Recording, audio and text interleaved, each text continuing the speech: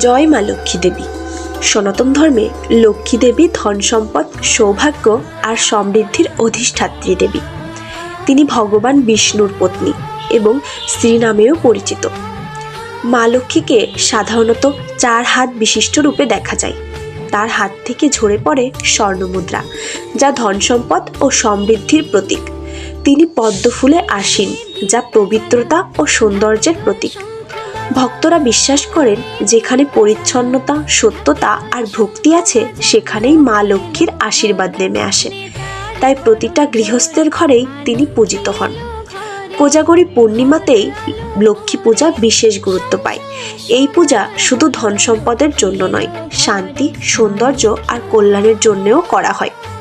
মা লক্ষ্মীর কৃপা পেলে জীবনে আসে আলো, সমৃদ্ধি আর সুখ শান্তি। জয় মা লক্ষ্মী।